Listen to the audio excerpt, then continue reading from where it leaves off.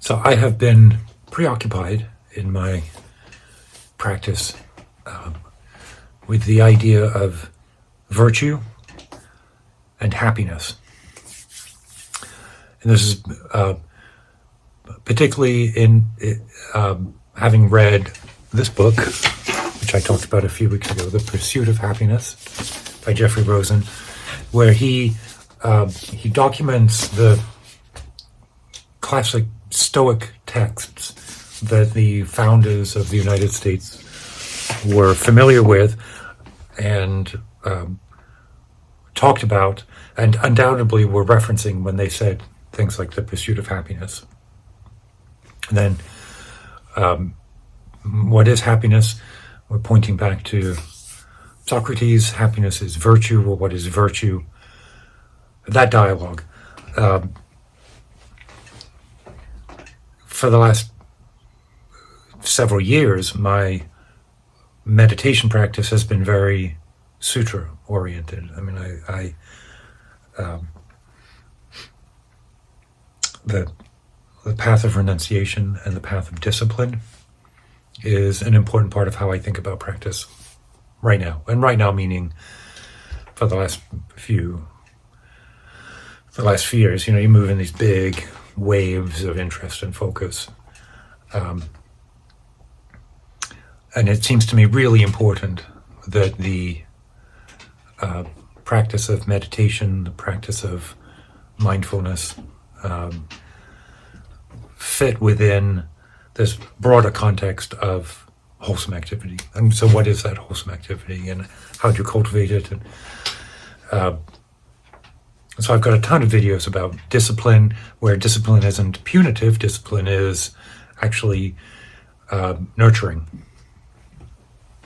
So what I want to talk about today is this page in my journal, which I think for purposes of YouTube video titles, I'm going to call the algorithm of virtue or the equation of virtue. I'm not sure. But what I've done is over that time, there are 4 texts that really resonate, and I finally just put them on the same page together.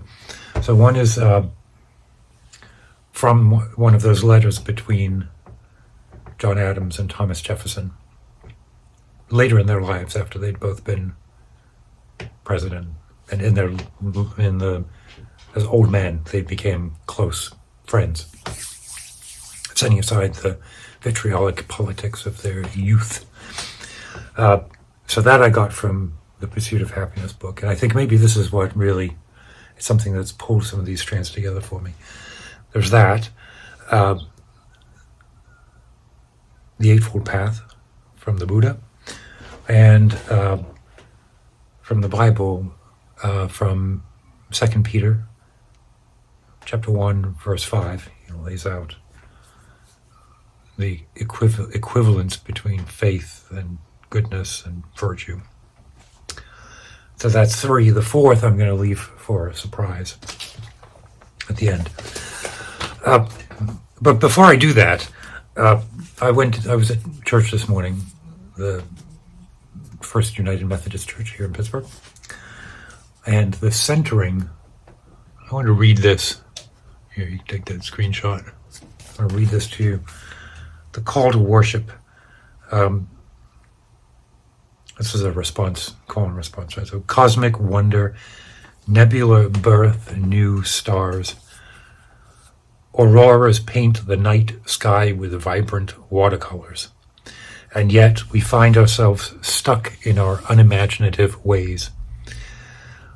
The singularity tells us a story of infinite potential. Event horizons point to boundaries beyond black holes, and still we believe the limiting lies sold to us by oppressors. As meteors light up Earth's atmosphere with space matter, bring your holy possibility close down to Earth. Light up our hearts with unfettered love. Become with us today. I'm going to put this on my working board there, because that word unfettered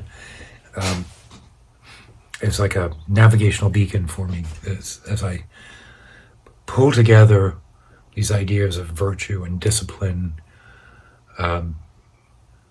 wholesome behavior, cultivating wholesome behavior.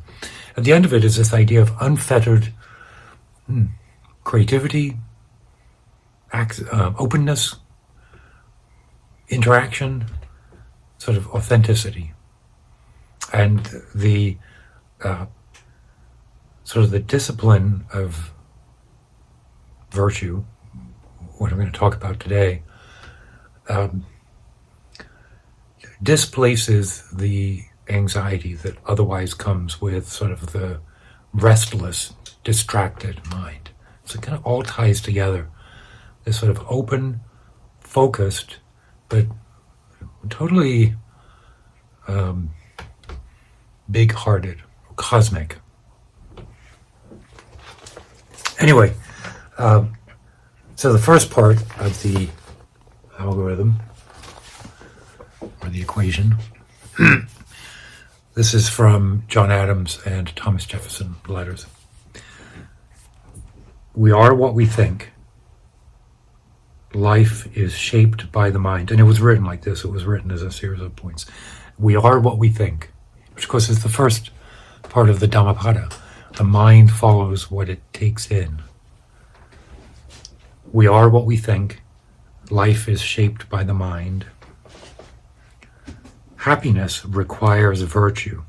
But what is virtue?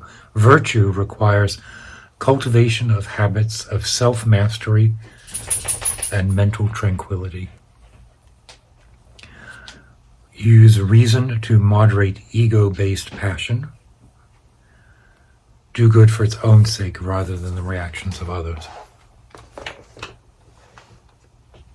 Mental tranquility doesn't mean docile. It doesn't mean zoned out, right? Tranquility. I was thinking about this as I was coming back from church this morning. I was walking back. A rested mind isn't a motionless mind. It's not even necessarily a mind that is free from conflict. I feel restful when I can see the action that's occurring around me. The same way that a wave is in the ocean basin. That's a metaphor that's frequently used in meditation teachings, that our awareness is the ocean and our thoughts or our perceptions or our sort of mental activity are the waves. They're not separate from the ocean. They might seem to be when you're the drop of water being thrown by the wave. Whether it's conflict at work or a relationship dynamic or money wish, the kinds of things that can drive us crazy nowadays don't go away, and the importance of them don't diminish, but the restfulness of the mind watching them can change. And I think that's what cultivation of habits of self-mastery, the times that I am most untranquil, that I'm most anxious, is when I've done something that I regret. And the things that I regret are always the things that I've done because I was angry or because I wasn't thinking. I could probably do the same thing, but if I did it because I thought it was the right thing to do, I wouldn't have. Right? It's the idea that I wasn't myself, big S, right? That I responded from a point of separateness and potentially cruelty. So don't do that.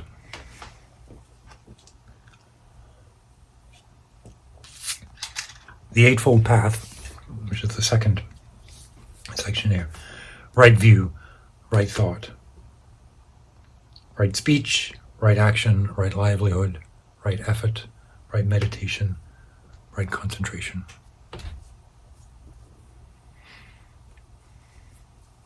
Right effort is very much, as I was writing in my journal this morning, and thinking about this video, it's the right effort that is front and center in my thinking right now. Like, with time at hand, what will I do? What's my default behavior? Is it scrolling, getting angry at things that I don't like politically? Sometimes, yes, that is what it is. To cultivate wholesome, right effort, cultivate, instead of doing that, practice some music, study some Go, study my French. Those are French language. Those are three things that, in a very basic, rudimentary way, if I do those, I'm cultivating a wholesome part of myself, because those three actions, they may mean nothing to you, then I'm sure they don't. But to me, they actually connect into desires, aspirations that I've had since I was a child and not paid attention to. And now as I get older, there's a kind of a conversation I'm having back with my younger self. Right? For example, studying French. I studied French in high school, which was 50 years ago now. At college, when I was studying piano with a wonderful teacher who was French, it never once occurred to me, it didn't even cross my mind to take a lesson in French, which baffles me now. Right, so I study French now, and in part I'm looking back to my, 19-year-old self, and just trying to have some compassion for the person I was back then. Right view, right thought.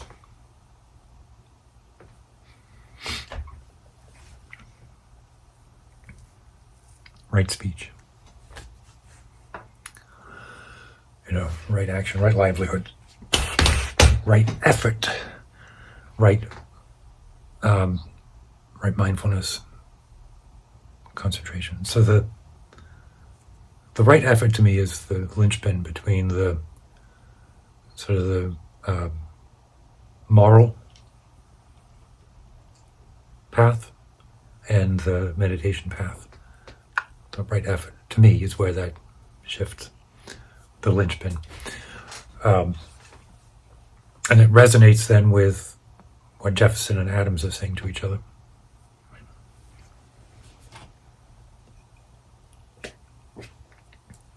It's a hot Sunday afternoon in August, towards the end of August. And this is Best Day Brewing, which is a NA shandy.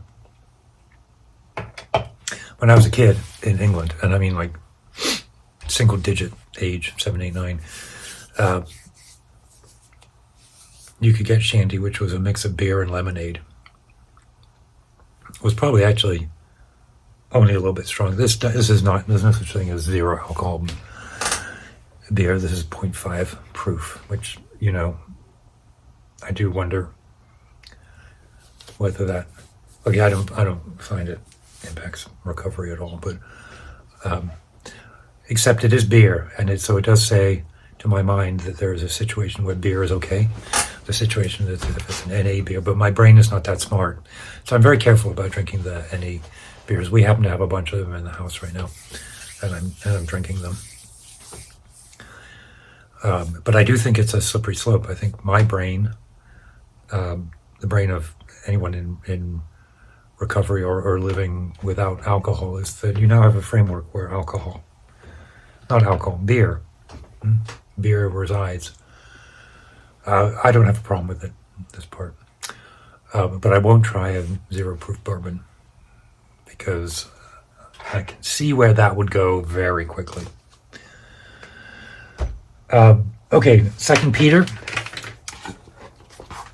This is also laid out as a series of points. Support faith with goodness, goodness with knowledge, knowledge with self-control, right? Self-mastery. They're all in dialogue with each other. self-control with endurance, endurance with godliness, godliness with mutual affection with love.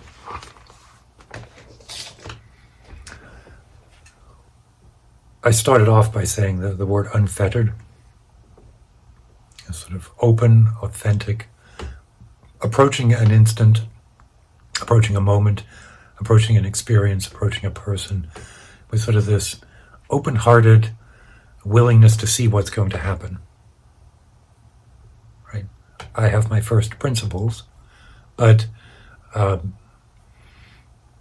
a dialogue or a video or a conversation or a work meeting, the times that it is more effective are the times when the process begins and then I open and listen. I don't do that all the time.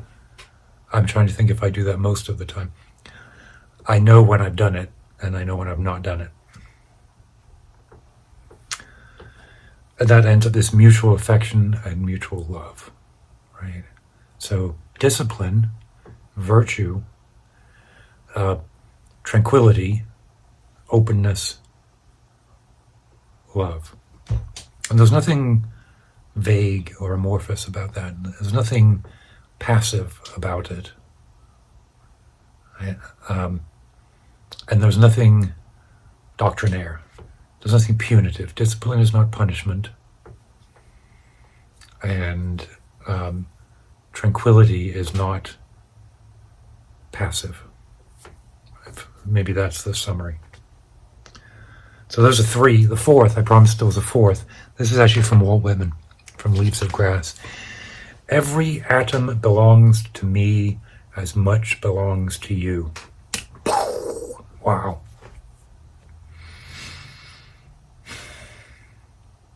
Every atom belongs to me as much belongs to you. I can spend here. Everybody should have a pocket edition of Leaves of Grass. This also has other poems in it.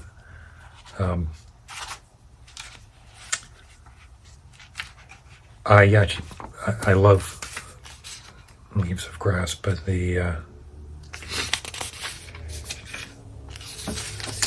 When Lilacs Last and Dorian Bloomed is a piece that a poem that I think I keep meaning to approach as a composer.